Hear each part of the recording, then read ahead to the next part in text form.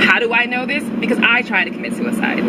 And I was in the hospital, and this wasn't some half-ass attempt. This wasn't some attempt for attention. I didn't, you know, take a couple of pills and go lay down. I didn't, you know, I was in this hole so deep that I just couldn't breathe. And it had been building up for a while. I was in the hospital, like I said, hospital for a week, if I didn't say that. I then had to go to a mental facility for 24 hours, and I had to go home and move in with my mother because everybody wanted to make sure I was okay.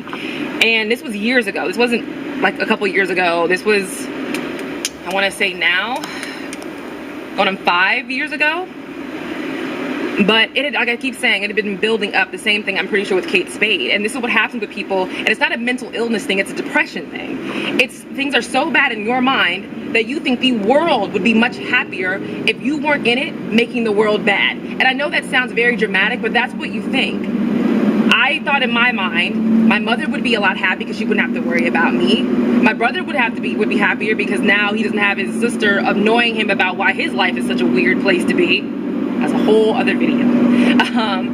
You know, my job would be happy because I wasn't that good at my job. It was like a whole series that goes through your head, and that's probably what Kate Spade was thinking. And that's what a lot of suicidal people think. It has nothing to do with all of a sudden something goes wrong, so I'm taking the easy way out.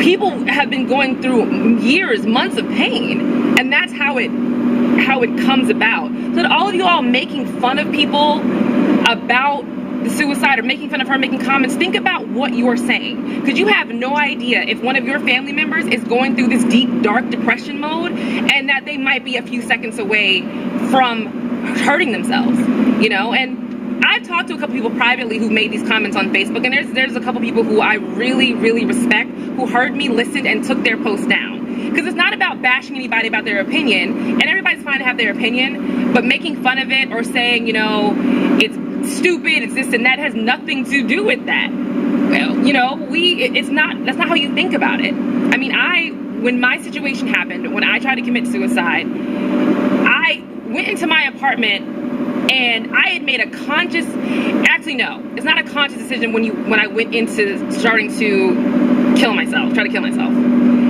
It was an out-of-body experience for about 30 minutes because I went and got everything that I needed. And I remember looking at myself and just thinking, there's nothing I can do. Just watching myself.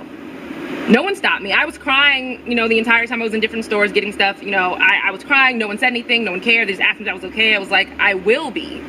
I went home. I took everything I bought in one sitting and chased it with a 4 logo.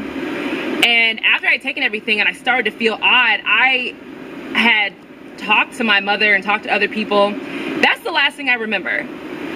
Next thing I remember, someone is yelling in my face. Next thing I wake up in the hospital, you know?